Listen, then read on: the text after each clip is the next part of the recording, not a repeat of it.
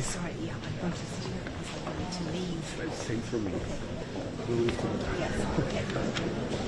What's your first name? Sven. Sven. Somewhere in here I have places.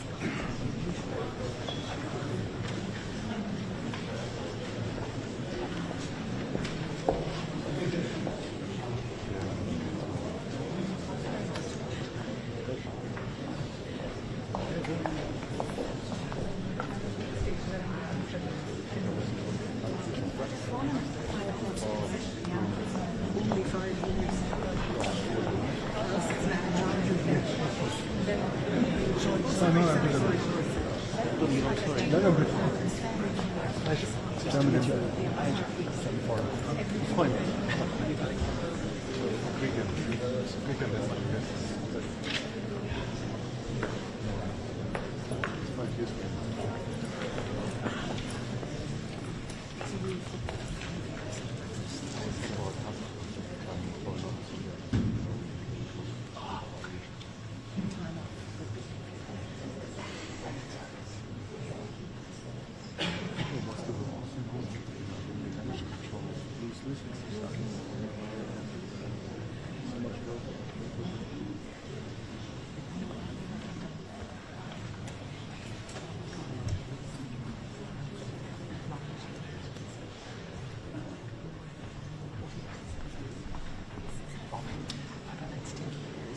and nothing obvious business.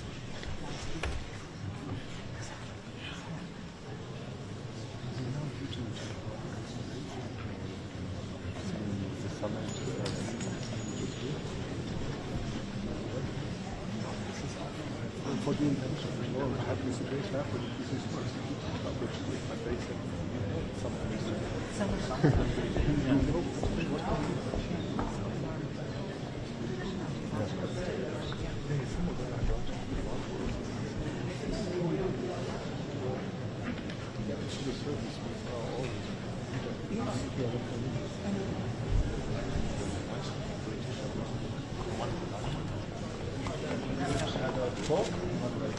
Yeah, sure. Okay, fine. And then I open up.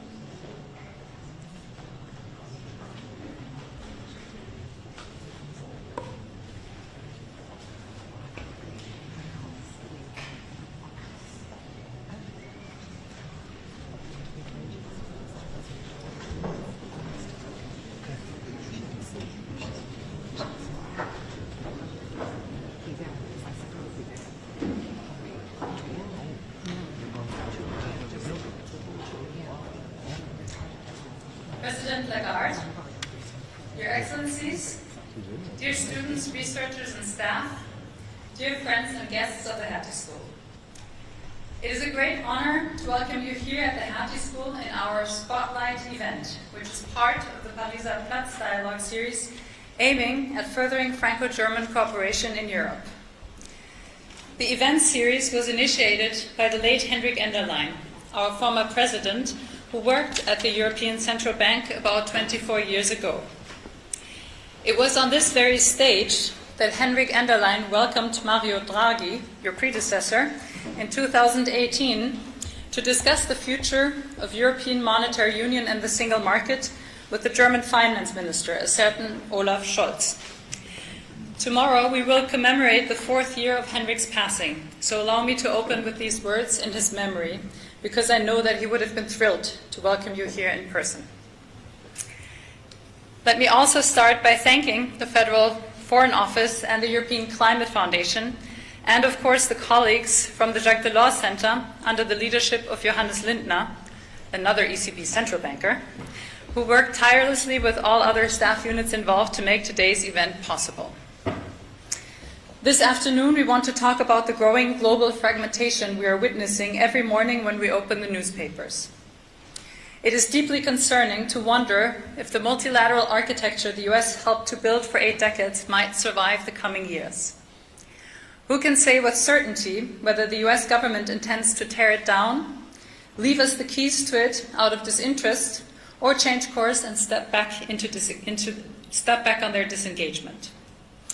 In these turbulent times, we're experiencing an odd mix of varying feelings, from utter dismay to anger and the energy of hope. As Europeans, we cannot just stand aside in awe and wait for others to lead the way. We need to define our own answers and decide how we will defend multilateralism, how Europe can offer a beacon of stability to those who understand the value of cooperation across borders for our common good. Moreover, our societies cannot prosper if independence from governments is put into question for many key institutions. Indeed, the need for autonomy is shared by central banks and universities, which some would like to see as the mouthpieces of the executive, a power move which only proves that we both have something extremely valuable that we produce. It may thus come without surprise that the current US administration attempts to interfere with both the Federal Reserve and its most prestigious universities. These turbulent times are the chance for a European moment, And I'm extremely grateful that we have the privilege to discuss it with an exceptional guest, a guest who will play a major role in formulating our European answers. Dear Christine Lagarde, it is an honor to host you here as the President of the European Central Bank. But I would like to present you also as one of our most experienced, cool-headed crisis managers, probably the most cool-headed crisis manager of our times. You entered into public office after an impressive career in the private sector to become Minister of the Economy in France from 2007 to 2011, with barely a year to learn the ropes before coordinating the response to the 2008 global financial crisis. You became Managing Director of the International Monetary Fund from 2011 to 2019 in the midst of the European debt crisis. And you have been the ECB President since November 2019, more or less immediately confronted with the global pandemic, the Russian invasion of Ukraine, an energy crisis, soaring inflation, and now a major trade conflict. This is just a flavor of the crises you managed in public office, but I'm certain that being the chairperson of the international law firm Baker & McKenzie, which you became at only 43 years as a foreigner and as a woman, also held a share of challenges. I will not bore the audience with a list of offices you held as the first woman ever, and it's pretty safe to assume that that actually counts for all of the offices you held. Nor do I want to underline that you managed to commute or live between Chicago and Paris and Washington and Frankfurt. However, I do want to say that you are a role model to women and young leaders in many countries across the globe. You're also the only person I know that can stand in the eye of the storm of an economic crisis and explain it gracefully on US television in late-night shows. So yes, if anyone is warning of the next crisis, I will simply respond, bring in Christine Lagarde.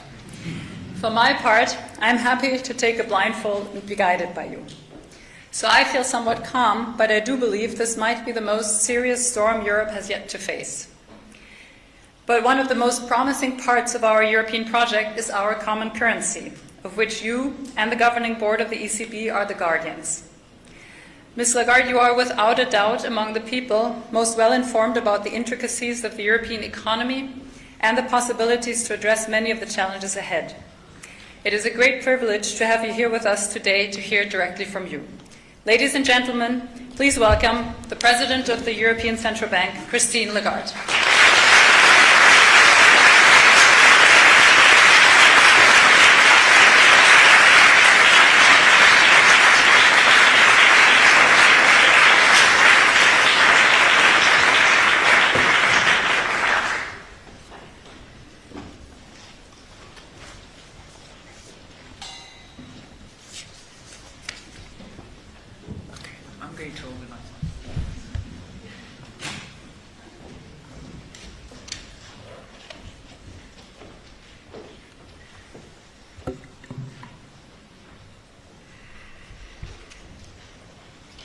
Madame la Présidente, dear Cornelia, Mesdames et Messieurs les ambassadeurs, Mesdames et Messieurs les professeurs, cher Johannes, and everybody else for that matter, thank you so much for joining this lecture, which will take all of you, I hope, through the arcane of what it takes to become an international currency.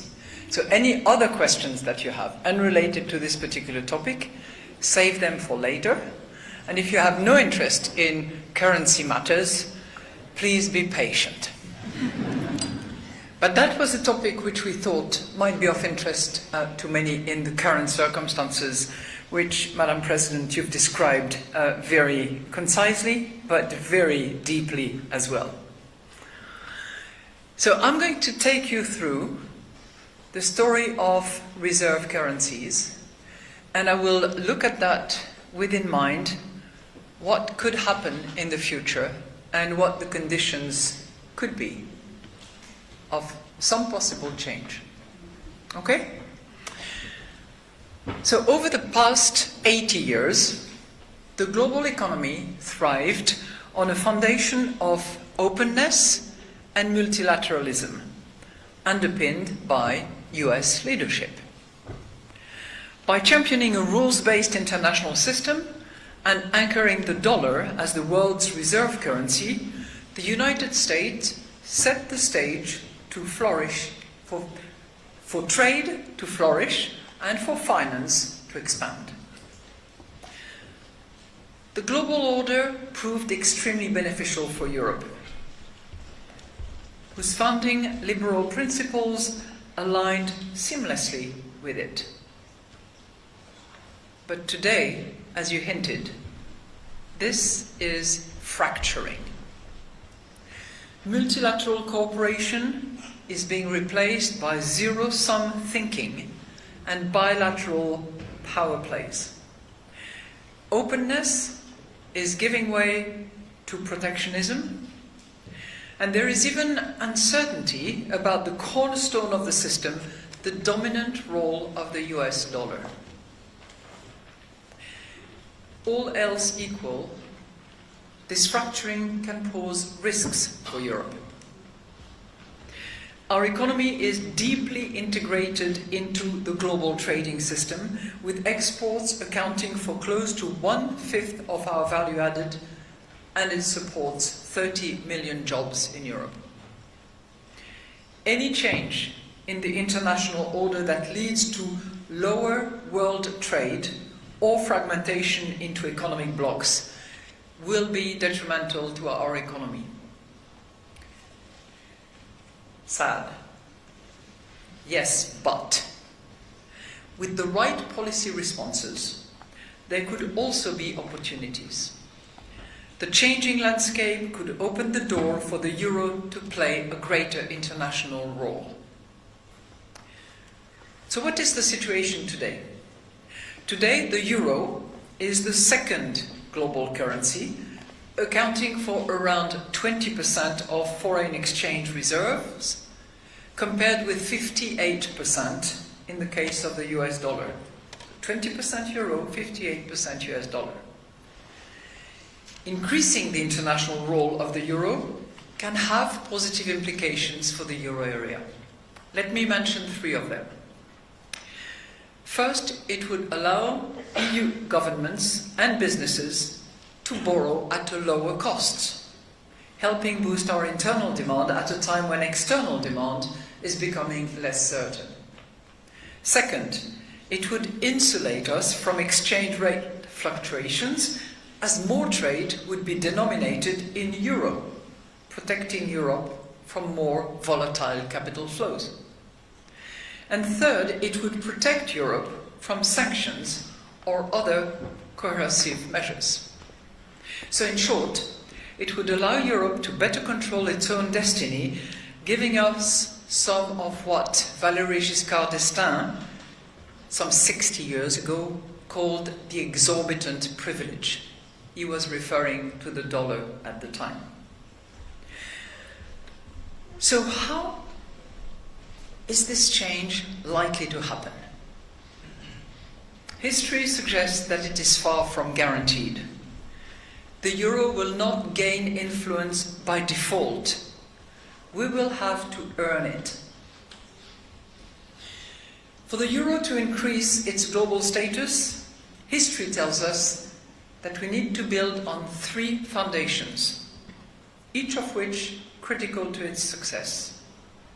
First foundation, Europe must ensure that it has a solid and credible geopolitical foundation by maintaining steadfast commitment to open trade and underpinning it with security capabilities.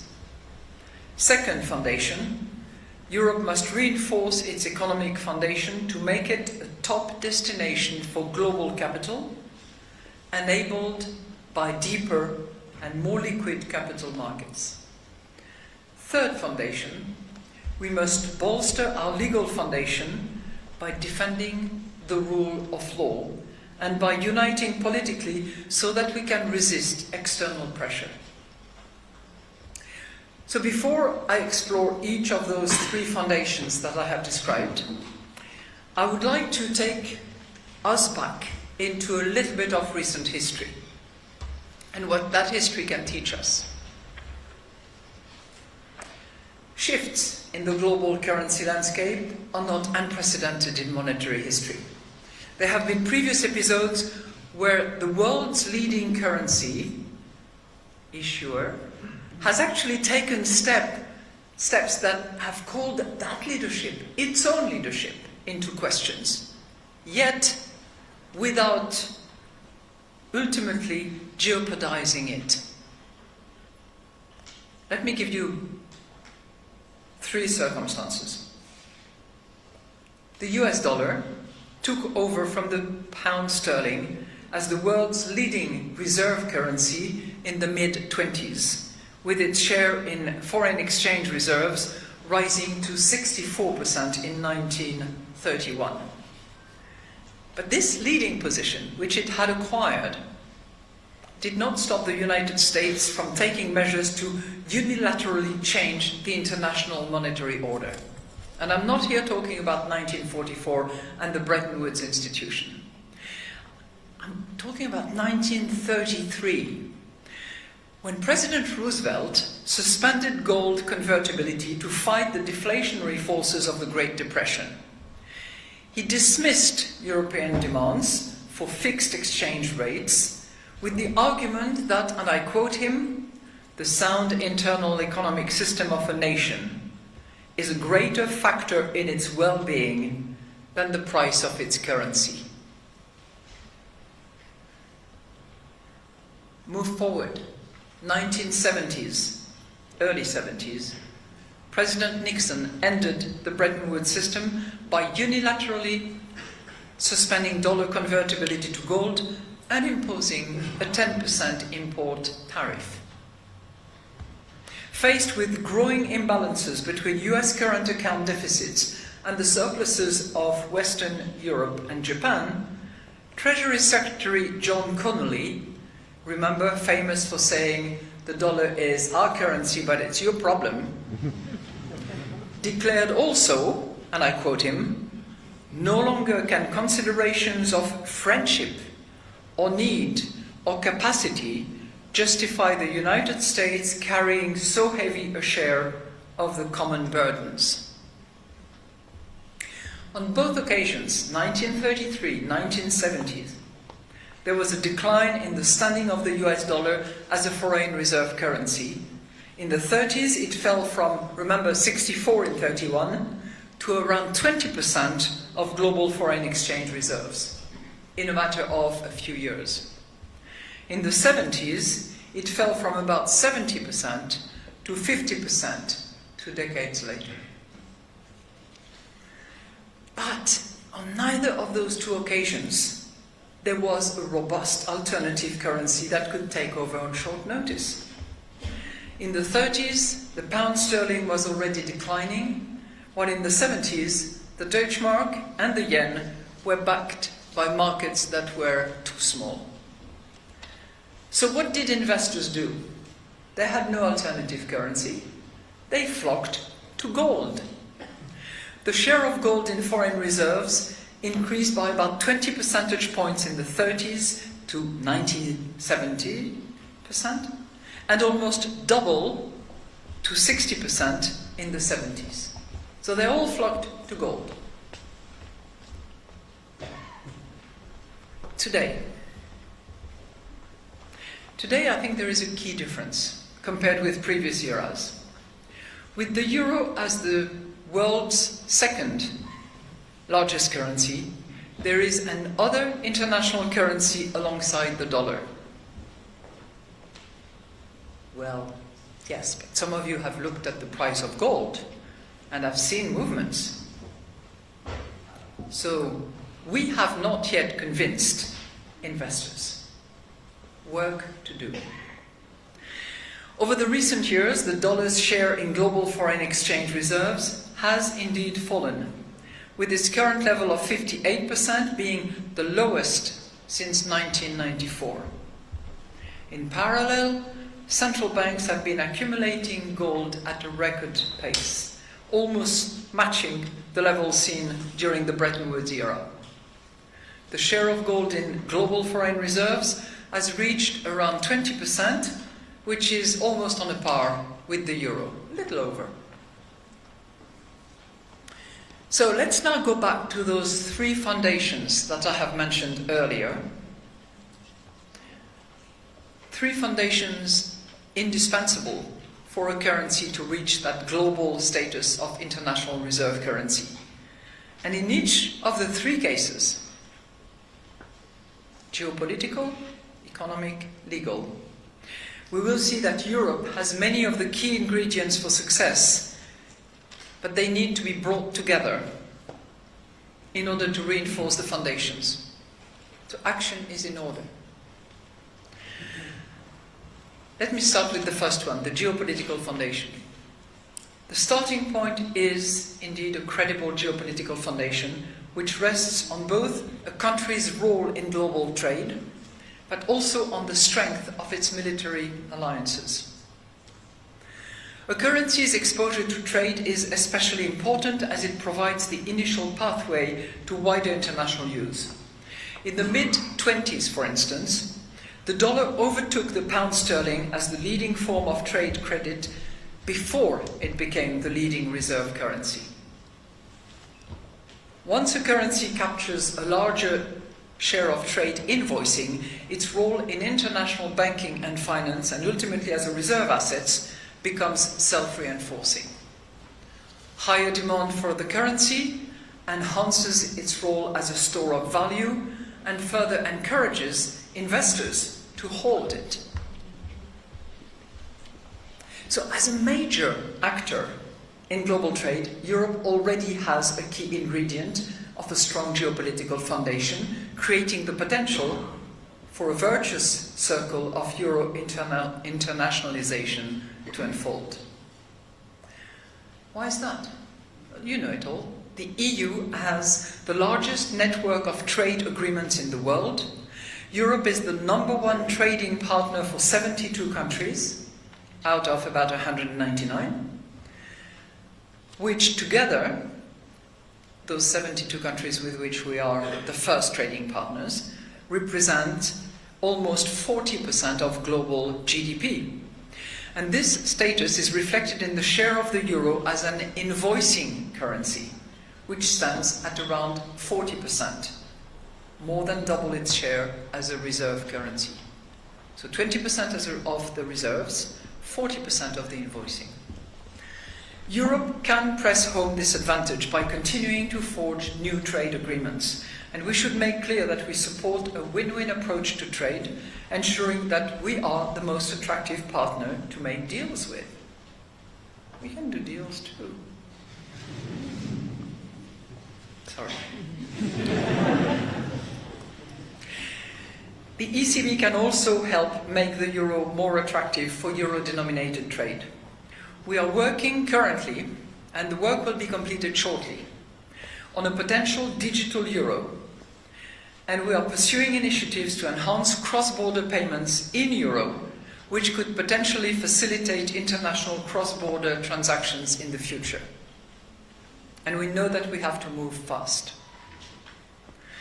We also extend lines and repo lines to key partners, and by doing that we safeguard against euro liquidity shortages abroad, disrupting the smooth transmission of our monetary policy, which in turn encourages those partners to transact more in euro. But there is a limit to how much a currency can grow simply by virtue of being open to trade. In fact, the euro's share of global export invoicing is already today as large as that of the US dollar. But we are not closing the gap in reserve currency status. And this is probably because investors, and especially official investors, also seek geopolitical assurance in another form. They invest in the assets of regions that are reliable security partners and can honor alliances with hard power. So a credible geopolitical foundation must also rest on robust military partnerships. This dual strength, trade and security, is essentially what we can learn from the US dollar's dominance. It is not just a product of economic fundamentals, but it is also powerfully reinforced by US security guarantees. These guarantees not only deepen trade ties, but have been shown to boost a currency's share in foreign reserves by up to 30 percentage points. There is great literature in that respect. But what are we seeing now? We are seeing a major shift in Europe towards rebuilding our hard power, with important initiatives underway at the national, including in Germany, and at the EU levels. And we should be clear that following through with this effort is a precondition for the euro to become more widely used. That's quickly brushed the geopolitical foundation. Let's look now at the economic foundation.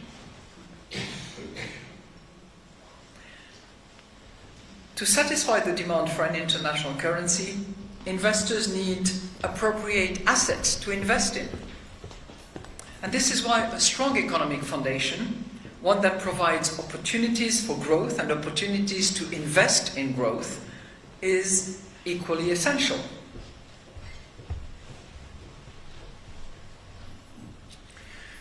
There is a virtuous circle between growth, capital markets, and international currency usage. Growth generates robust rates of return, which makes investors want to hold assets in a particular currency. And capital markets provide investment opportunities and channel funds back into growth. Virtuous circle. At the same time, if capital markets provide a sufficient supply of safe assets, investors can hedge their exposures efficiently. When a shock hits and riskier investments lose value, safer assets rise in value, and that provides a complete ecosystem for investment in the currency. The US dollar's rise to dominance in the interwar period was certainly driven by this virtuous circle.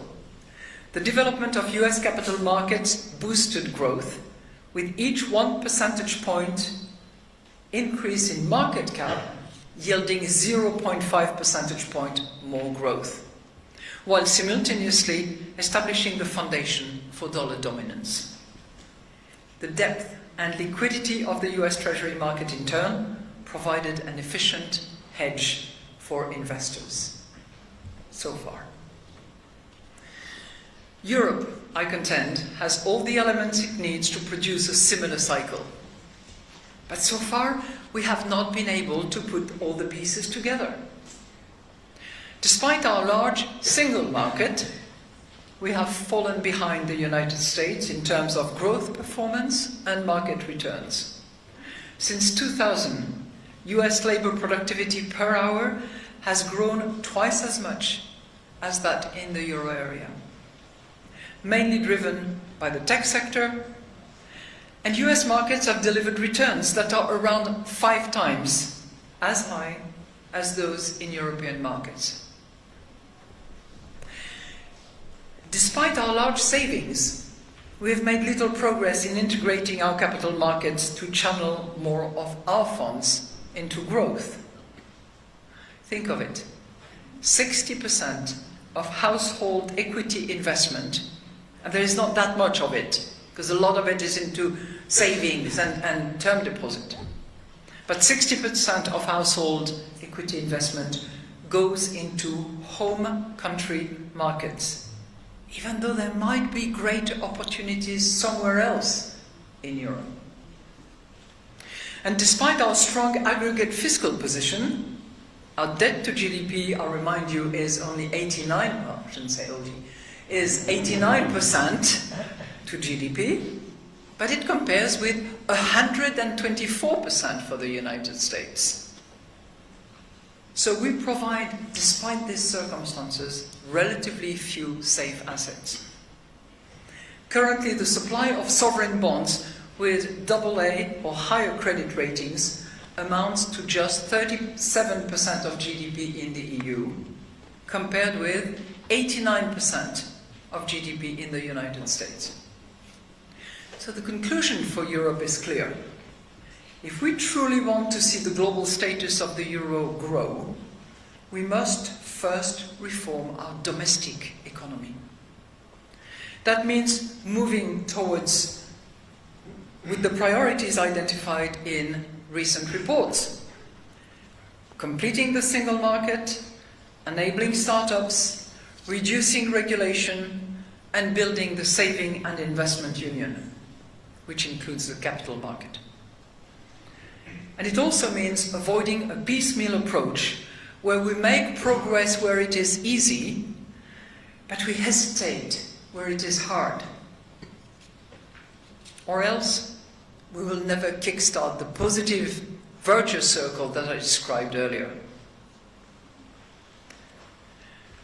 And I think that in the current economic circumstances and geopolitical landscape, the case for acting in a European way has never been stronger. Now, of course, each individual country needs to make sure that its national policies support growth. But we also need to be mindful of self-defeating implementation, where we shoot ourselves in the foot. For example, we all agree that Europe needs to build up its strategic industries to avoid excessive dependencies, as Enrico Letta and Mario Draghi emphasized in their recent reports. But we will not succeed if each and every individual member state defines and goes with its own industrial policy. We will not have the scale. Nowadays, there are also more policy goals that qualify as European public goods. We talked about the military strength and the security earlier on. Well, strengthening European defense, I contend, is a public good. But due to the free rider problem, defense is a good that is likely to be undersupplied. In addition, joining forces to procure equipment and develop new technologies, leading to economies of scale and more interoperability, will result in greater operational effectiveness than if each and every of the 27 member states go it alone. Economic logic tells us that public goods need to be jointly financed, and this joint financing could provide the basis for Europe to gradually increase its supply of safe assets. That's an even larger virtuous circle. Let me now move to my third foundation, the legal one. Geopolitical strength and faster growth can go a long way towards strengthening the euro's international role. But maintaining demand for the currency will also depend on our ability to uphold a robust legal and institutional foundation. Ultimately, currencies achieve and maintain their reserve status if the institutions and the policies backing them consistently safeguard investors' confidence in their longer-term value. For example, historically, the US dollar preeminence has rested on the strength and stability of US fiscal and monetary institutions. The Federal Reserve System's credible commitment to controlling inflation, combined with the unparalleled liquidity of the US Treasury market, created a perception of minimal sovereign risk. This made the dollar a safe haven during global economic turbulences and recessions. Since 1970, there have been 34 instances, 34, of simultaneous sovereign debt and financial crisis globally. I did not work on every 34, only a few. But you know what? The US has always remained immune.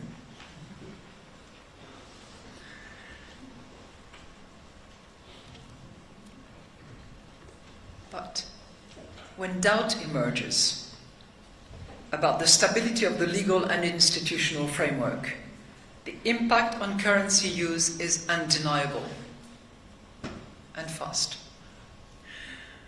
These doubts have materialized in the form of highly unusual cross-asset correlations since April 2nd this year, with the US dollar and the US Treasuries experiencing sell-offs even as equities fail. Very unusual movement. The same doubts are also mentioned by investors who are turning to gold. 2/5 say they are doing so as a hedge against rising geopolitical risk. Given this context, the EU has a legitimate reason to turn its commitment to predictable policy making and the rule of law into a comparative advantage. This commitment is baked into how the EU works. The positive side of our often slow and complicated decision-making processes, yes, is that checks and balances are always respected. We have also enshrined into law the independence of our key institutions, like the ECB, in ways that are hard for politicians to threaten. But relying on the fact that our bureaucratic systems are hard to change is not enough. In the current geopolitical environment, we are facing increasing external pressures to take action that jeopardize the rule of law. And we will only be able to resist these pressures if we are more politically united and able to speak with a single voice. As we potentially enter a renewed era of great power rivalry, with countries being asked to take side, we are likely to find ourselves under pressure to make decisions that are not necessarily in our own interest. But if we take this opportunity to unite, and preferably to reform our institutional structure by enabling more qualified majority voting in areas where a single vote has often held back the collective interest of the 26 other countries, that would enable us to act decisively as a united Europe. We would then be in a much stronger position to defend and uphold our values, and as a result to defend and uphold the global confidence that is associated with an international reserve currency. So I've described for you those three foundations: the current situation, a bit of the history and what the US has had the benefit of, and I have flashed for you what it would take for those three foundations to be strengthened, brought together, in order to strengthen our currency and earn the confidence of investors. In the history of the international monetary system, there are moments when the foundations that once seemed unshakable suddenly begin to shake. The Belgian-American economist Robert Triffin described this with great clarity.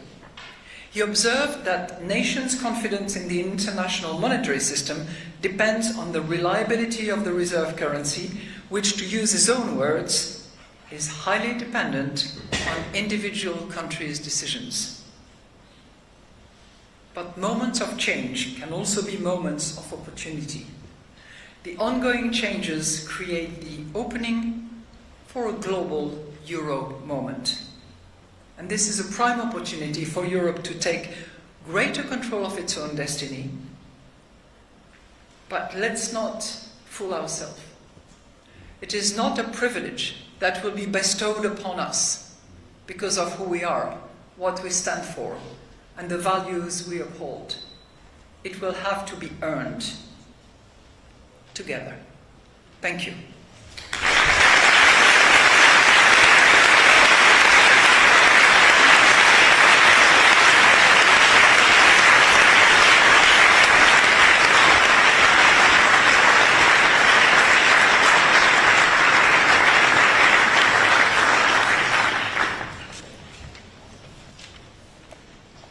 Thank you very much. This was a very sharp analysis and a great lecture, which I think it was particularly apt for the Hertie School, a lecture on international political economy, but also politically at a very right time here in Berlin with the new government just having taken office.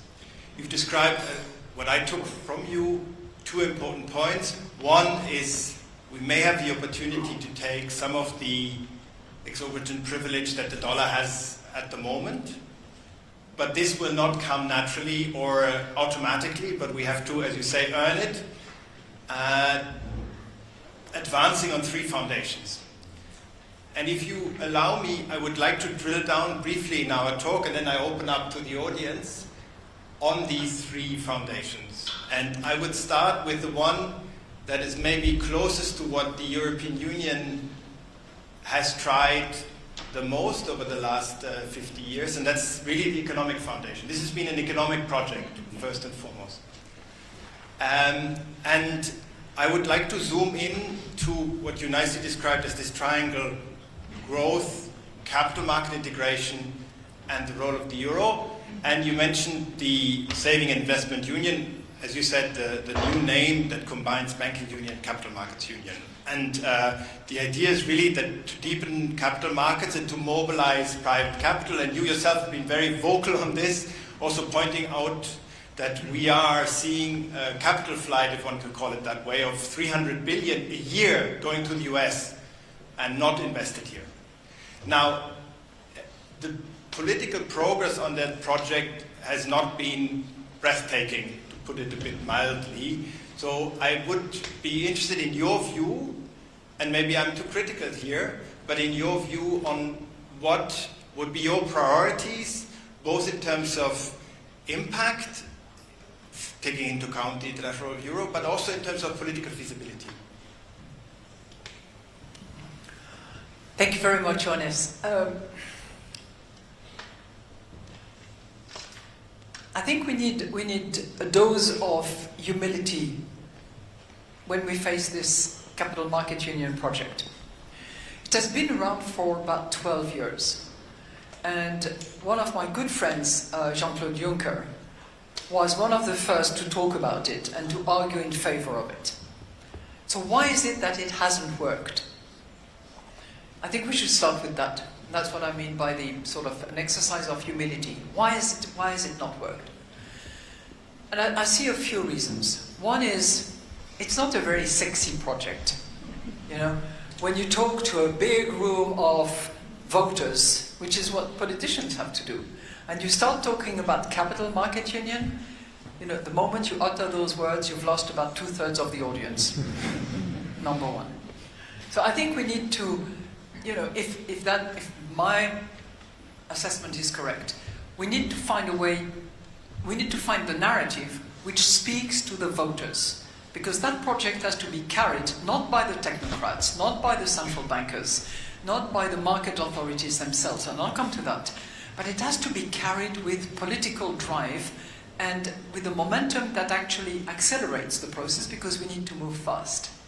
So we need to be able to tell the stories of those companies, of those startups, of those innovators, of those, you know, smart people who need at some stage a first round of financing, okay, the business angel, the family members, a second circle of financing, capital ventures if they are around, and then a third one and a fourth one, and here you need really a lot more money, and they need to access capital via the markets, whether it is in a simplified way or a tortured way, whatever, but they need to access the money. And I think we need to tell those stories rather than, you know, sort of trumpet capital market union, capital market union. In the audience of highly civilized and well-read experts like in this room, it's okay because you all understand what CMU can do. But it's the politicians who have to carry the project. So that's number one. And speaking of those politicians, by the way, I really think that now, except for a couple of countries which have vested interests, most of the political leaders at the European Council, for instance, are convinced that this has to happen because they see how much saving we have. You know, we save 15% here in Europe. In the US, they save 4%, and yet they have a much deeper and more liquid capital market. So I think they're convinced of the momentum and they're ready to support the project. We need to help them with the narratives, and I'm sure that top-notch communicators will be able to help with that. So that's number one. Political momentum, making it a bit sexy. Number two, we have to look at how much vested interest there are.